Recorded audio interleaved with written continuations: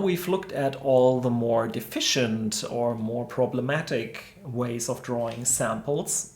Let's look at random samples, which are not always practically possible to draw, but that would be the golden path towards a microcosm sample. Nevertheless, there are problems associated with them as well.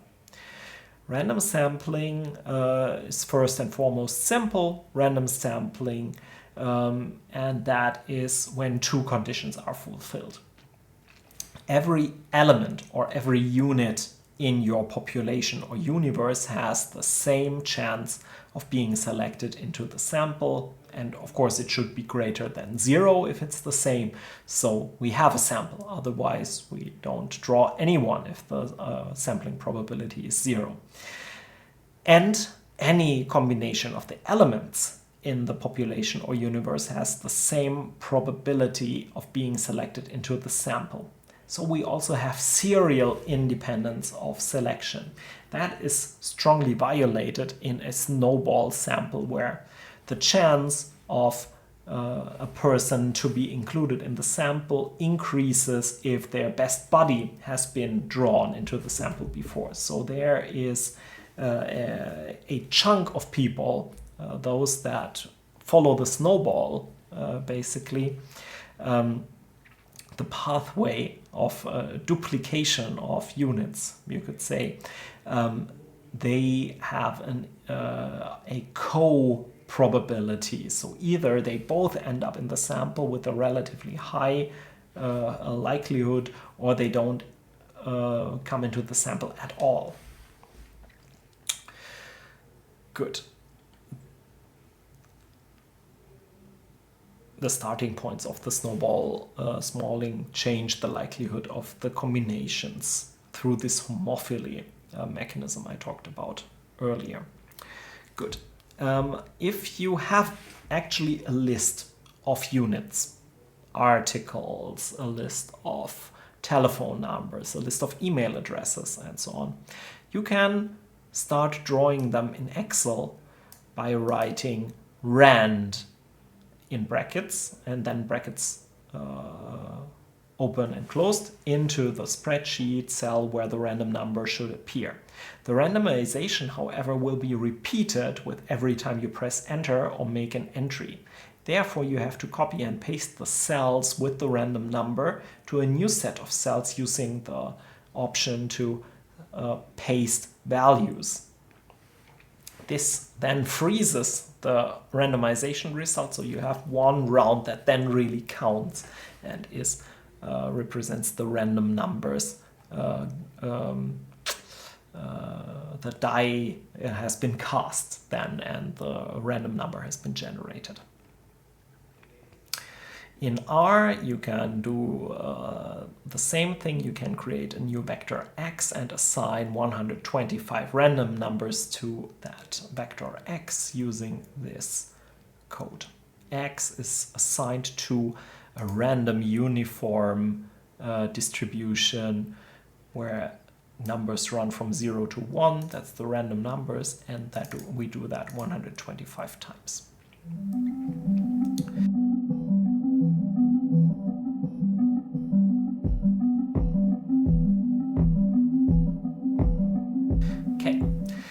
However, there's not only simple random samples. There are at least 4 important variants of the random sample you should be aware of. The simple random sample is what I explained above.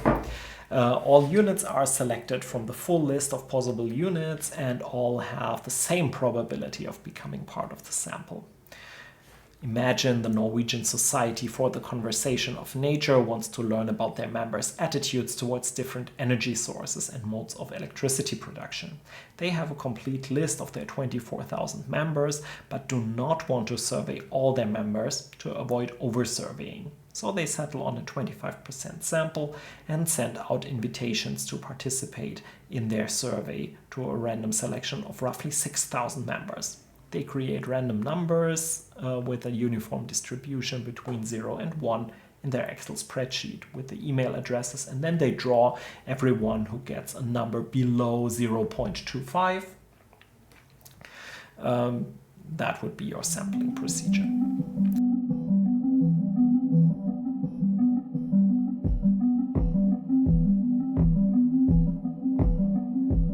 But we can have alternatively a so-called stratified random sample. That means prior to drawing random entries from the entire list, you create two lists, two sublists, which you call strata. And each stratum gets their own probability of drawing an entry. So it's not everybody has the same probability, but in each stratum the probability can vary. For instance, you may want to compare people from the different counties of Norway and want approximately the same number of respondents from each county.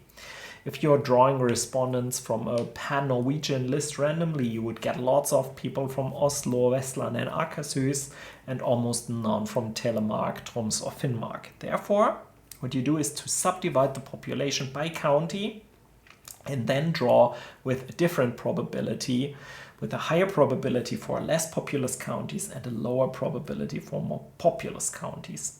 You can use the inverse of the probability as a weight of the respondent if you want population representative results. Right, so you afterwards, after you have drawn your sample, you can, for the analysis, weight the variables by the inverse of this probability to kind of get to a full representativeness of the sample again. Good. So this is particularly helpful if you have small strata about which you want to say something, however, with the same degree of precision as for the larger strata. Okay.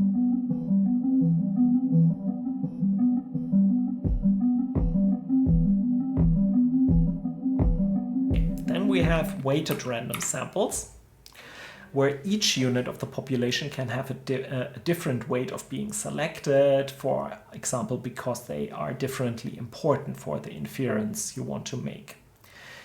Imagine you want to sample newspaper articles, and you don't want one article, one vote, basically, but you want to weight the newspaper articles by the likelihood that readers actually read them. Therefore, you first create an index of reading probability based on the article's placement, size, illustrations, etc. And you include articles with a high reading probability with a higher likelihood than articles with a low reading probability. Good. So that would also then create a different distribution, of course, but would be representative not of the universe of articles as weighted equally, but would represent the articles by their viewing probability.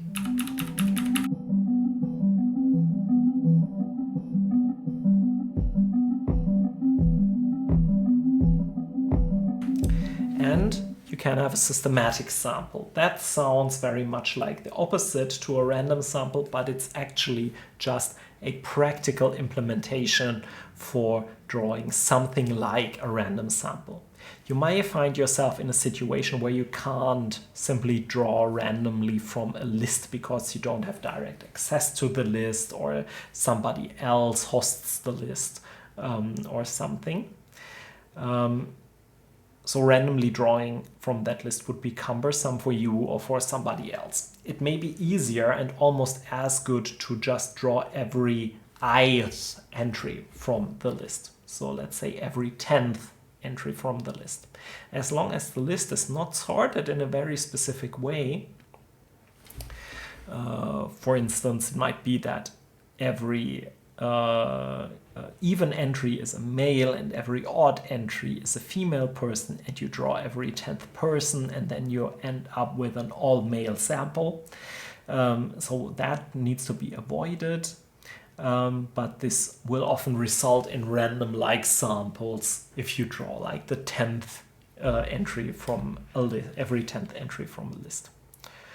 For example, you collect a 10% sample of news stories from a website. Instead of creating a list of all news stories and drawing them randomly, you number the articles on the homepage according to a specific procedure and draw every 10th news story that you find. Do not always start with the first item. You roll a d10 dice to randomize which news story to start with. Right, so you can combine randomization with this systematic procedure. Or you want to sample the current top news story from news website, and instead of collecting the top headline continuously, you specify that you rotate the weekday and times of day on which you collect the top news story. So for instance, you may in the first week on Monday collect the top news story at 10 o'clock, on Tuesday 1.5 hours later at 11:30, Wednesday 13 o'clock, Thursday, and so on. So always 1.5 hours later.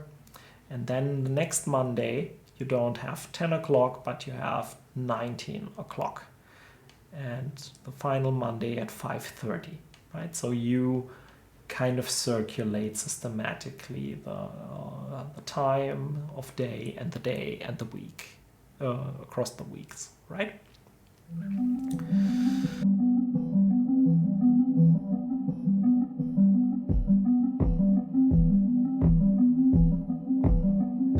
So, what are the problems associated with random samples? Of course, generally speaking, probability samples, which is just another word for random samples, are the gold standard in sampling.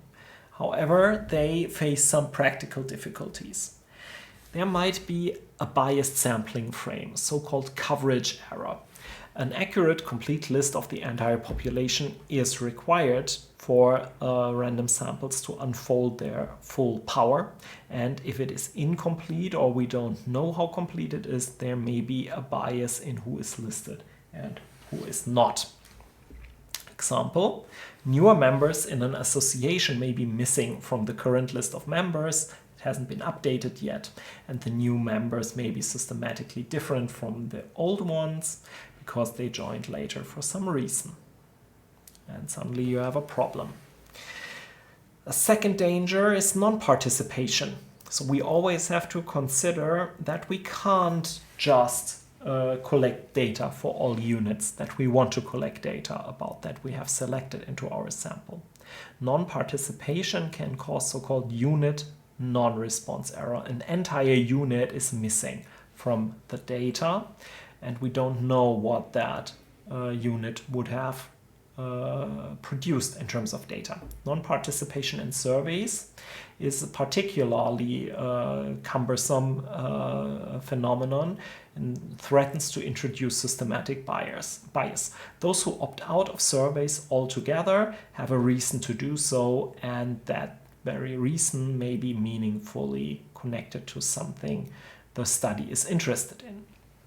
Example, people with conspiracy beliefs may fear that survey researchers are part of some conspiracy, such that they systematically boycott surveys they are invited to. They are underrepresented, therefore. So it's hard to find out about conspiracy beliefs if the conspiracy believers systematically don't respond. There might, however, also be milder forms that particular people don't answer specific questions. So it's limited to specific items, therefore it's called item non-response errors. The omission of certain questions also threatens to introduce systematic bias. Those who drop out of the survey or skip certain questions probably also have a reason to do so, and this reason may make them systematically different from those that participate and complete all the questions. This systematic difference may meaningfully affect the study's result in the end. As an example, an offensive question is likely to offend people with a Christian background systematically, would motivate many of them to skip the question. So for instance, you ask people, don't you also think that the entire Jesus thing is a hoax? And this will not offend everyone it will offend people with a Christian background much more than others, and they are more likely to drop out or omit the question, which causes systematic bias here. And it should be mentioned that cooperation rates have declined tremendously in many countries and are probably below 10% as of now in telephone interviews in Norway, and lower even in online surveys. This increases the potential for bias.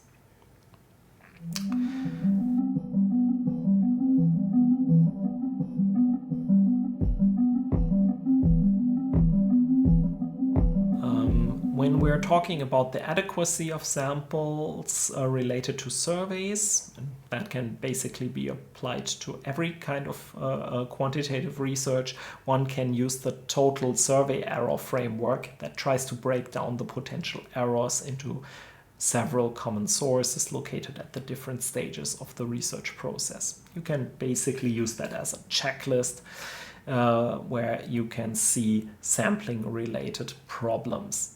The link didn't work. Sorry for that. I'll improve that in the version you can access. But here we see the different kinds of error relating to the sampling.